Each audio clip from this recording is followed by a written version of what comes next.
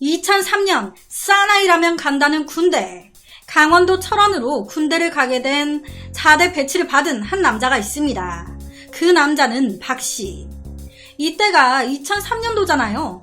이때 군대는 지금의 군대와는 또 분위기가 사뭇 달랐어요.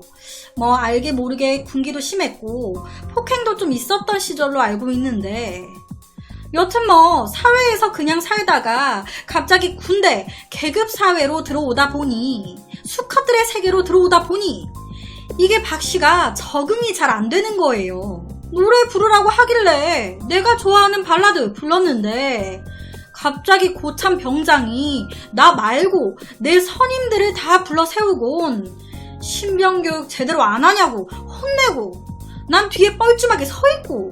이게 뭐야? 입대 초반에 적응이 조금 힘들었다 보니 사병들 사이에서 박씨의 별명은 고문관이었습니다. 고문관. 제 남동생이 군대에 있거든요. 이제 곧 얼마 안 있으면 전역을 하는데, 남동생이 그러더라고요.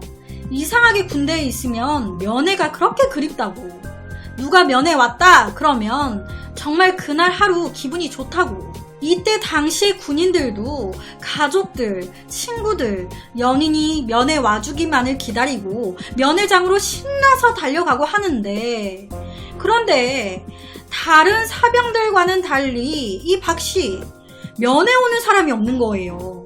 매일 구석지에 앉아서 선임들 군화만 닦아주고 있어. 이런 박씨를 주의 깊게 보고 있었던 선임이 한 명 있었습니다. 그는 이씨. 이 이상병이, 야, 너는 어떻게 면회 오는 사람이 한 명도 없냐? 애인은 그렇다 치고 부모님도 왜 한 번도 안 오냐? 사실 이 박씨는요, 애인은 없었고 이 부모님이 별거 상태셨어요. 군대에 들어오기 직전에 아버지가 그놈의 보증을 잘못 서가지고 집이 완전히 무너져 내린 겁니다. 차 앞딱지 붙고 난리가 난 거예요. 상황이 이렇게 악화되다 보니 당연히 부모님의 사이는 안 좋아질 수밖에 없었죠. 매일같이 소리 지르며 싸우다가 끝내 갈라서신 거예요. 별거. 상황이 이렇다 보니 박씨는 바로 군대에 와버린 거고. 우리 집안 분위기가 이런데 부모님이 어떻게 내 면회를 오시겠어요? 이 말을 듣자마자 이상병 이씨는 내가 말 실수했구나, 괜히 물어봤다 싶었겠죠. 이에 당황한 이씨는, 야, 부모님이라는 게 싸웠다가도 다시 합치고 그러는 거야. 너무 걱정하지 마. 앞으로 힘든 일 있으면 언제라도 행정씨 찾아와. 좋은 선임도 만나고 군생활도 조금씩 적응을 해갈 무렵, 어느 날 새벽 5시경에 이 박씨 어머니의 핸드폰으로 전화 한 통이 걸려옵니다. 새벽 5시에. 이 새벽에 누구야? 자다가 이 엄마가 딱 받았더니, 어머, 군대에 있는 우리 아들이네. 아들, 너야? 네가 이 시간에 무슨 일이야? 그랬더니 박씨가, 엄마, 나야. 그리고 뚝, 엄마, 나야 하고 끊어진 거예요. 그렇게 날이 밝았습니다. 이 엄마가 일터에 나가 일을 하는데 영 찜찜한 거예요. 아니, 그것도 새벽 5시에 뜬금없이 군에 있는 아들이 별 말도 없고 엄마 나야 하고 끊어 놓으니까 오만 생각이 드는 거죠. 내가 무슨 일이 있나? 혹시 사고가 있는 건가? 그래서 내내 걱정이 되는 엄마가 일하다가 말고 바로 아들을 만나러 아들 부대가 있는 강원도 철원 쪽으로 버스를 타고 달려오신 겁니다. 그렇게 버스에서 내려 부대 쪽으로 걸어가는데 내 앞에 낯익은 실루엣이 보이네. 곰같이 크고 우둔한 게, 저 남자, 내 남편 같은데? 아니, 별거 중인 남편이 부대 쪽으로 앞서 걸어가고 있는 거예요. 이에 놀란 이 엄마가, 여보, 당신이 여기 무슨 일이야? 그럼 당신은 어쩐 일로 여기 다 왔어? 아니, 어제 새벽에 아들한테서 전화 왔길래 무슨 일 있나 해서 왔지. 이 말에 남편이 놀래는 거예요. 어제 나한테도 새벽에 전화 왔었는데? 알고 보니까 똑같이 새벽에 아빠도 자고 있는데 전화가 걸려온 겁니다. 아, 누구야? 여보세요? 그랬더니 아들 박씨가 아빠, 나야. 그러고 똑같이 끊어진 거예요. 이 아빠 또한 내내 찜찜하고 걱정되니까 한 걸음에 부대로 달려오셨던 겁니다. 그리고 그곳에서 아내를 만나신 거예요. 새벽에 아들한테서 둘 다 전화가 걸려왔었다고 하니 뭔가 불길하잖아요. 새벽에 왜? 혹시 우리 아들한테 무슨 일 생긴 거 아니야? 놀래서 바로 부대로 뛰어가신 거예요. 그렇게 아들 면회를 했는데 아들이 웃으면서 나오네. 아들, 너 무슨 일 없어? 무슨 일? 나 너무 잘 지내고 있는데? 그런데 엄마 아빠는 웬일로 같이 오셨대? 아니, 네가 어제 엄마 아빠한테 새벽에 전화했잖아. 그랬더니 이 박씨, 제가요? 내가?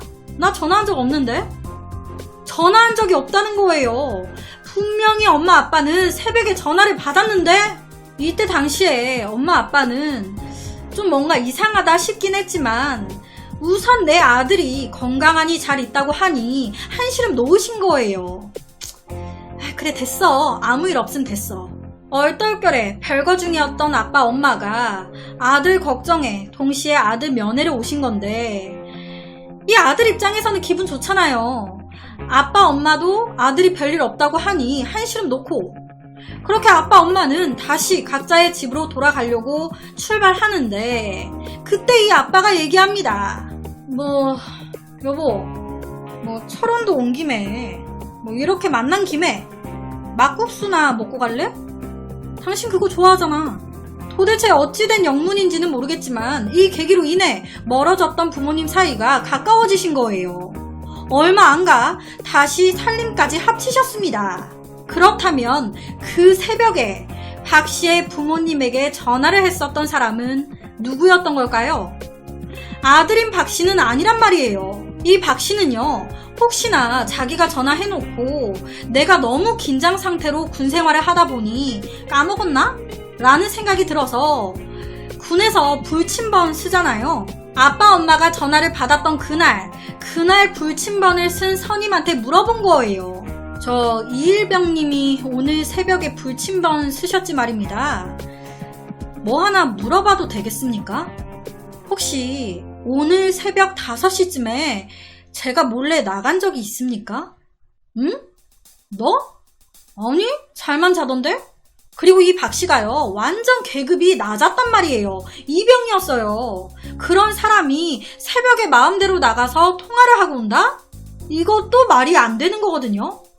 네가 짬이 안 되는데 무슨 혼자 통화를 하고 와. 그게 말이 되냐? 그럼 뭐지? 이상하다 하고 있는데 그때 번뜩 한 남자가 스쳐 지나갑니다. 아, 별거 중이시구나. 야, 부모님이라는 게 싸웠다가도 다시 합치고 그러는 거야. 너무 걱정하지 마.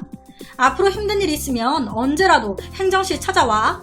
바로 상병 이씨. 아, 이씨가 내 사연을 듣고 마음이 쓰이셔가지고 대신 우리 부모님한테 전화해서 면회 오게 만들어 주셨구나. 와, 감사하다 진짜. 그래서 이 박씨가 고맙다는 말을 하려고 이 상병을 찾아간 거예요. 이상병님, 너무 감사합니다. 저 다 압니다. 이상병님이 저희 부모님한테 전화드린 거 저 다 알고 있습니다. 그 덕분에 저희 부모님이 다시 합치게 되셨지 말입니다. 그랬더니 이상병이 응? 내가? 난 니네 부모님한테 전화한 적이 없는데. 야, 내가 니네 부모님 전화번호를 어떻게 알아 임마. 이상한 소리 하고 있어. 응? 그럼 전화한 사람은 누구야? 이상하니까 바로 이 박씨가 휴가 나왔을 때 아빠 엄마 핸드폰을 확인해 본 거예요. 그렇게 핸드폰을 딱 봤는데 진짜 두 분 다 똑같은 군 행정실 번호가 찍혀 있네. 그런데 아빠 엄마의 통화 시간이 5시로 똑같은 거예요. 아니, 군 행정실에서 새벽 5시에 전화를 걸 순 있어요. 하지만 아빠 엄마한테 똑같은 시간에 한 장소에서 동시에 걸 순 없는 거잖아요. 실제로 전화를 건 사람은 아무도 없었지만 놀랍게도 박 씨의 부모님은 새벽 5시에 군대 행정실 번호가 찍힌 정체불명의 전화를 받으셨던 겁니다. 군대에서 전화를 건 사람이 누구인지는 아직까지도 몰라요. 하지만 여튼 뭐 그 전화 때문에 부모님의 사이가 좋아지게 된 건데 이런 일이 가능할까요? 엄마 나야, 아빠 나야 라고 말까지 했단 말이에요. 그리고 실제 통화 기록에 행정실 번호가 찍혀 있고 통화도 했는데 믿기 힘든 이 사건은 실제 있었던 사건이고요. 지금 보여드리는 이 옆에 분이 실제 당사자 박 씨입니다. 얼굴은 원래 모자이크가 안 된 상태로 TV 노출이 되셨었는데 제가 개인적으로 모자이크를 한 거예요. 여튼 이분의 인터뷰 내용을 그대로 말씀드리면 제가 군대에 있을 때 겪었던 이 기이한 미스테리는 지금까지도 밝혀지지 않았지만 아마도 부모님의 사이가 좋아지길 원했던 저의 간절한 마음이 만든 기적이 아닐까 싶습니다. 라고 얘기하셨어요. 저는 처음에 이런 통신 오류 같은 거라고 생각을 했어요. 이 박 씨가 아닌 뭐 다른 부대의 누군가가 자기 집으로 전화를 했는데 이게 뭔가 오류가 돼서 이 박 씨의 부모님에게 전화가 갔던 게 아니었을까. 근데 이럴 가능성이 얼마나 될까 싶기도 한데 하여튼 뭐 어떻게 설명이 안 되는 것 같습니다. 이렇게 생각해봐도 너무 이상하고 저렇게 생각해봐도 너무 이상하고 제가 전에 해외 사건인데 기차 사고로 사람이 죽었단 말이에요. 그런데 이 사람이 죽은 시간이 예를 들어서 오후 1시 10분이에요. 그런데 가족들한테 아무것도 모르고 있었던 가족들한테 오후 2시경에 전화가 온 거예요. 오늘 말씀드린 사건과 조금 다르지만 비슷하기도 하죠. 이미 사망한 후에 가족에게 전화가 걸려온 사례인데 이 사건도 제가 옆에 다뤘었습니다. 옆에 썸네일로 올라가 있는데 위에 느낌표를 눌러주시면 2개 중에 하나 영상으로 바로 연결될 거예요. 오늘 이야기를 준비하면서 이 해외 사건이 함께 생각이 나더라고요.